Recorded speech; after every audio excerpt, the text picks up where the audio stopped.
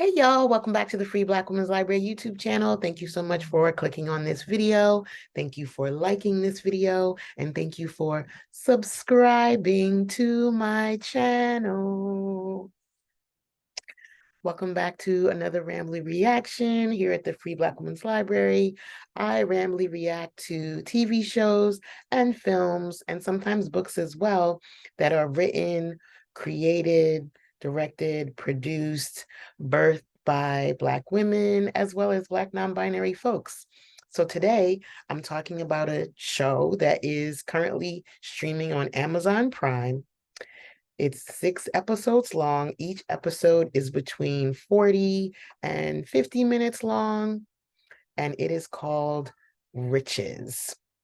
Now, Riches is the brainchild of a woman named Abby Ajayi. She is a British Nigerian woman who has worked on TV shows like How to Get Away with Murder, as well as the show that was streaming on Netflix called Inventing Anna.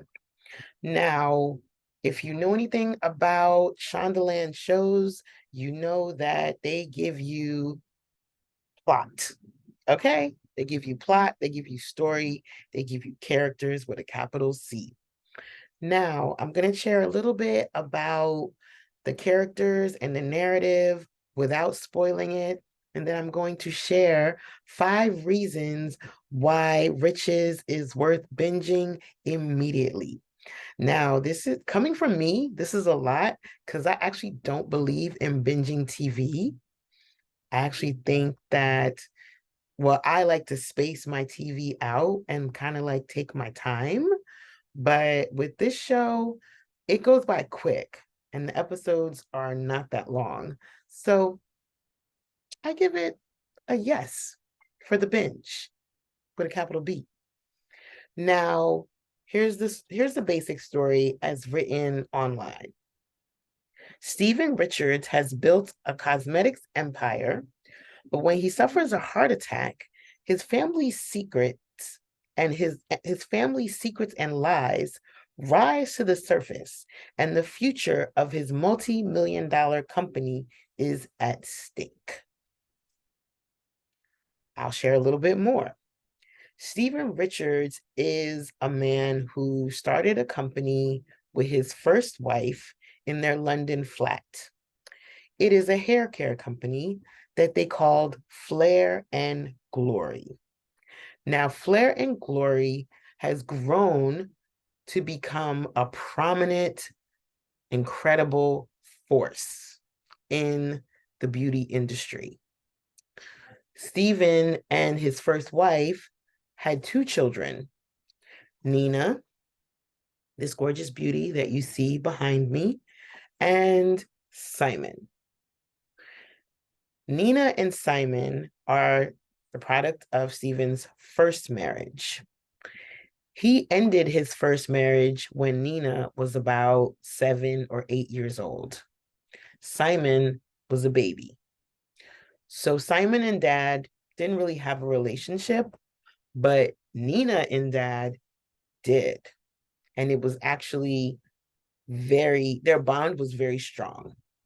They were like 2 peas in a pod. There's a couple of really beautiful flashback scenes where you get to see Nina as a child, beautiful Black girl child, interacting with her dad at the pool, at home, and it seemed like she really looked up to him, she really admired him, and it seemed like he adored her. But for some reason, when that first marriage ended, all communication between father and daughter also ended. Father went and married a whole new woman, i.e., Claudia, and had 3 kids with Daddy Dearest. She had Alicia, Augustus, and Wanda. So all in all, Stephen has 5 children, 2 from his first marriage, 3 from his second marriage. Or does he? And unfortunately, because of the way he abandoned his first wife and their kids, Nina has a lot of resentment and a lot of anger towards him, and Simon is kind of apathetic around him. You know, there's a hole in their hearts where he was, and unfortunately, now that he's dead, that hole will never be filled.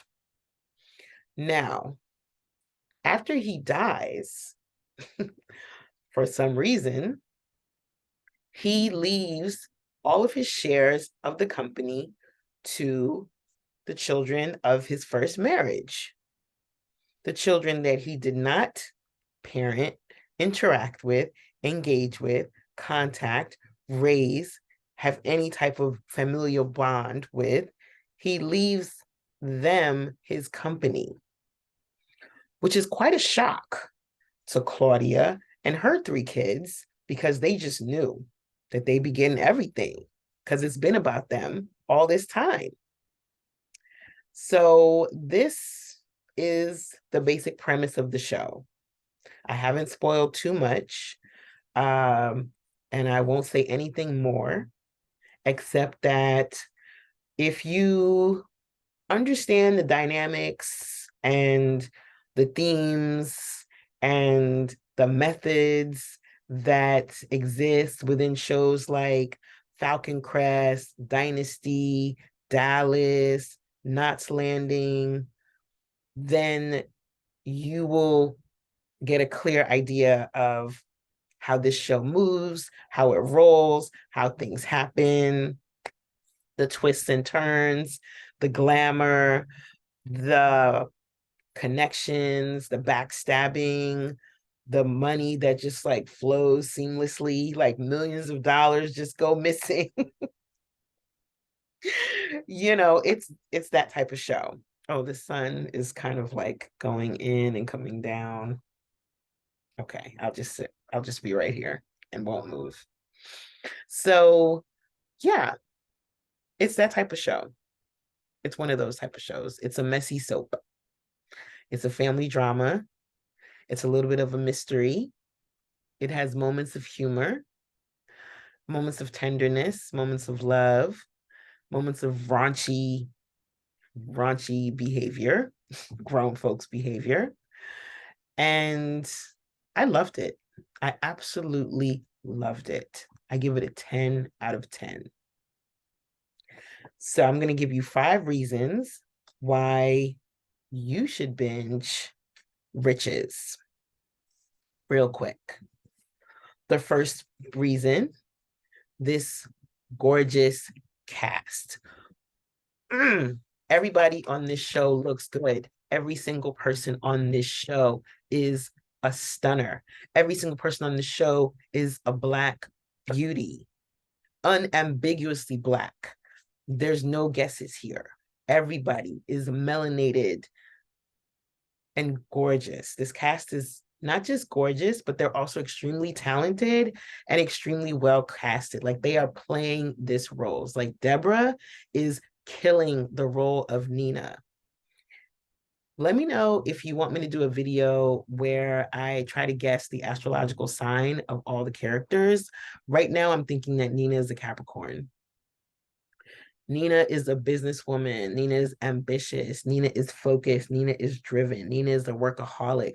Nina don't got time for your reindeer games. Some people might think Nina's a little bit cold. I do not. I just think she's like exacting and strategic and moving in her purpose. I love this character and I love this actress who was also in Them, which I did not watch because I don't really watch horror, but she's killing the game. This cast is stunning. Sarah Niles, who's playing Claudia. I remember seeing her in Ted Lasso and I May Destroy You and feeling very endeared towards her portrayal of the therapist and thinking I would like to have this type of therapist in my life. In this series, she is that character who is like the one you love to hate, right? She's not a villain necessarily. Some people might consider her the villain. in some ways, but she's controlling, domineering, glamorous, sexy, sensual, powerful, uh, always looking excellent. She's a boss babe. Just like that rich, she's giving rich opulence. She's giving do what I say. She's giving condescending. And she's also giving mama bear. She fiercely loves her kids. She fiercely protects her kids, right? And she might, no spoilers, but she's trouble. She's trouble. So there's some stuff about her. She's got some moves that might end up being valid and might end up making sense. But she seems a little conniving, a little backstabbing, a little hypocritical. She's very proud too. She's very proud. Beautiful cast, beautiful cast. Alicia, the daughter, Augustus, fine ass young man, beautiful young man. I'm not objectifying him at all.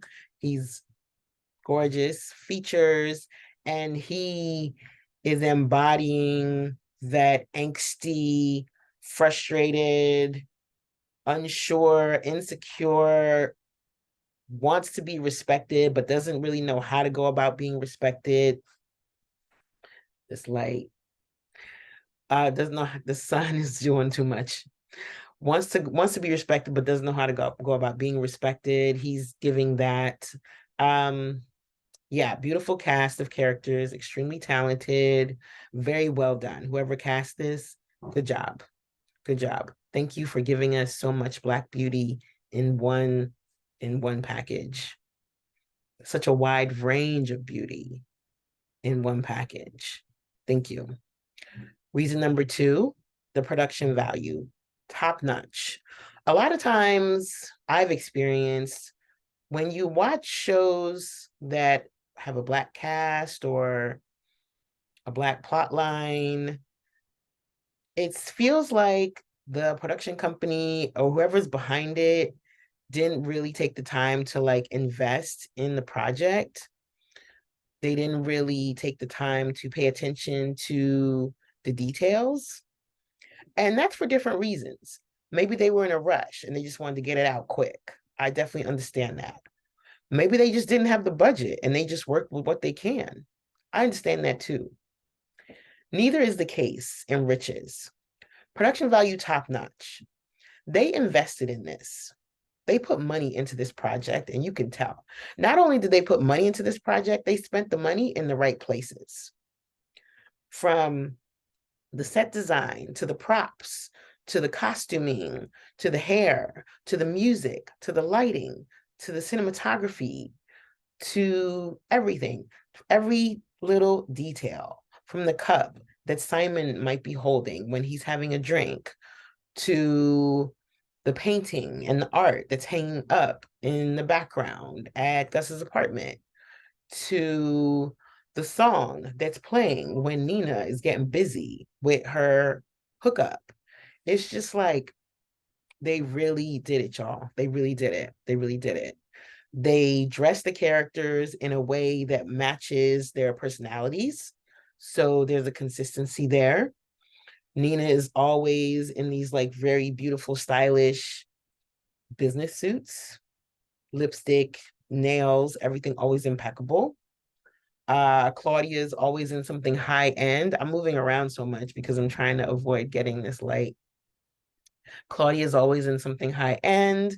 Alicia, who's really into makeup and really into style, has like a new weave every week, as well as Wanda. And that makes sense. Like these are rich Black girls. So of course they would have different hair every week. Hello. Why not? They can afford it, right? It makes perfect sense. Like I read a review where there was like, oh, they changed the hair on the girls too much. And I was like, no, they didn't. No, they didn't. These girls are the children of a millionaire. So they can get their hair done every week. They can have somebody come to their lofts and give them a whole new do. They have personal stylists, personal shoppers, personal chefs. They have maids, they have butlers, they have drivers. So no, that's that high-end luxury soft life that we're witnessing. Production value, top notch. Third reason why I think you should binge Riches. It's very well written. As I said, it's a messy soap opera. So you have these twists and turns. You have these moments where you might gag, like, oh, snap, and then you have these moments where you kind of know who the bad guy is. And then when it's revealed, it's like, I figured it was who it was, but knowing who the bad guy is not the whole story. There's like a deeper story behind it. So that's really fun. And I appreciate like the slang that enters in to all the conversations. As somebody who's especially not familiar with Black British slang, it's really fun to hear how they manipulate the Queen's English in the same way that us Black folks do here in America, where we kind of like make up our own words and our own terminologies, or take words that exist and use them in a way so that they mean something else. So the dialogue is very well written. Once again, shout out to Abby Ajayi, the writer and director, because it feels very authentic. Now, reason number 4 is the diaspora. The Black diaspora is fun to see and fun to witness, right? In this show, you have Black British, you have Black Caribbean, you have Black American. So we get to see an illustration of how Blackness is global. Blackness is something that exists all over the world. Blackness is something that cannot be put in a box. It's not something that can be contained or labeled or categorized or stereotyped. There's a wide range of ages. There's a wide range of styles. There's a wide range of shades and tones. There's a wide range of body shapes. I don't know why I just did that. That was so dramatic. But yeah, I love that. I love that. Give me more diasporic television. Just say no to diaspora wars. Let's all come together and rise and just build community in a way where everybody feels worthy and respected, whatever culture it is that you're bringing to the table as a Black person. That was an impromptu plea.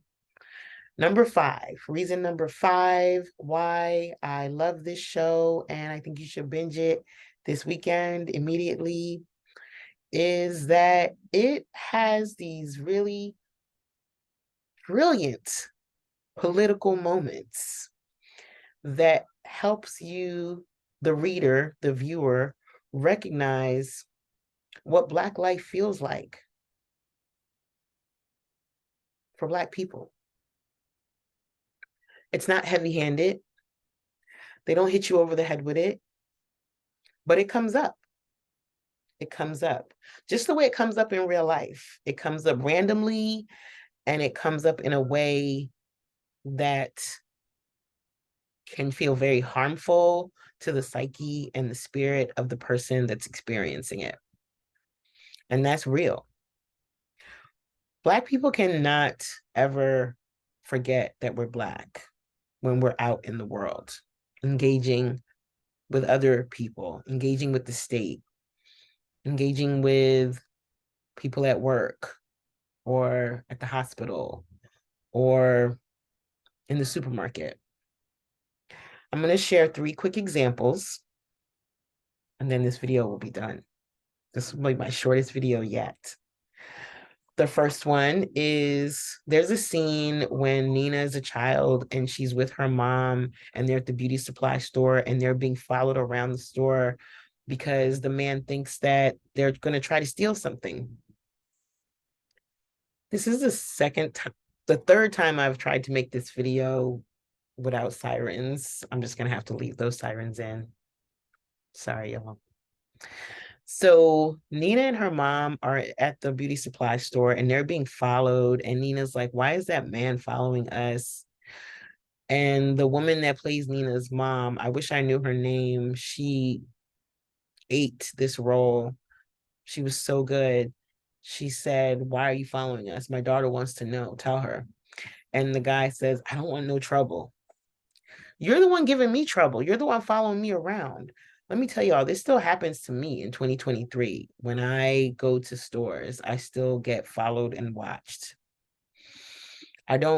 Once that happens, I don't go to that store anymore. But every time it happens, it's still just a horrible feeling.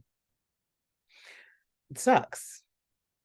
So, Nina's mom tells her, never let anybody make you feel like you're less than. I love that scene. Another scene of a political nature when they're having a conversation about choosing the spokesmodel for Flair and Glory, and they talk about how the standard of beauty is anti-Black. The beauty standards that exist in the world are anti-Black. You know, the folks from Flair and Glory choose a spokesmodel every year, and she's always biracial, mixed race, with a narrow nose, loose hair. And Nina's like, this has to change. Like, we need to be the ones to change the standard. If not us, then who? We can't get caught up in this idea of Black not being beautiful. A broad nose, big lips, kinky hair. We're the ones. We're a Black company. We need to represent for Black people. And I enjoyed that scene. It was a good conversation. It was a good back and forth. It kind of shows what can happen behind the scenes when these companies are choosing their spokesmodels and the conversations that take place. There's a moment of police brutality with Gus. Calling it police brutality might be a little over the top, but it's definitely a moment of injustice and a moment of harm because Gus is pulled over on his way to the hospital to go and meet with his dad, who just had a heart attack. And the police officer pulled him over and is grilling him and trying to intimidate him and make him feel less than just because he has a nice car. Similar to what happened to Micah in Queen Sugar. It's kind of the same thing, although it didn't go as far as it went with Micah. And that's another thing, like dealing with the state. Having to deal with the state as a Black person is not the same as it is for other races or other people, whether you're rich or not. And my last political moment that I need to shout out, which was probably my favorite moment in the entire series, is when my girl Nina quotes Audre Lorde. There's an episode called The Master's Tools.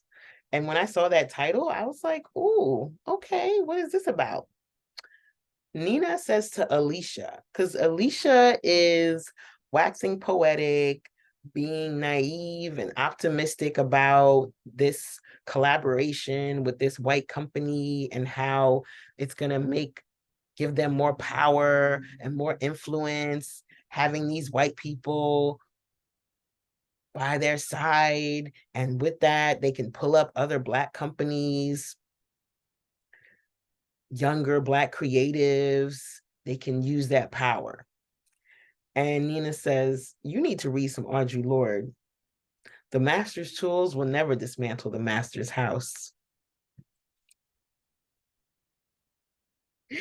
We love to see it. We love to see it. We love to see it. Yes, you better listen, Abby Ajayi, you better bring that Black feminist theory into your soap opera, girl. You better bring it. You better bring it. You better bring it. And maybe let us know that Nina is a Black feminist. It's giving Black feminist theory. It's giving intersection. It's giving, I read books and I'm reading the right books. Ooh, let me stop. I love that scene and I love those moments. where the story is racialized, but not in a way that feels traumatic and painful, but in a way that just feels real. So that's all I have to say about Riches. Let me know if you watched it. Let me know what you think. Let me know who your favorite character is. Obviously, my favorite character is Nina, with Claudia coming in a close second. I'm not sure if I can really trust Claudia yet. I feel some kind of way about her. I actually also like Alicia, and actually, I like all these characters. Let me not lie. I love Simon. He's stylish, he's fun, he's cute. He has his own mind as well.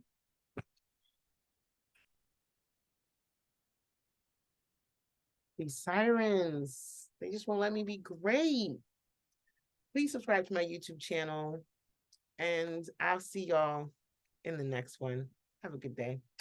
Bye.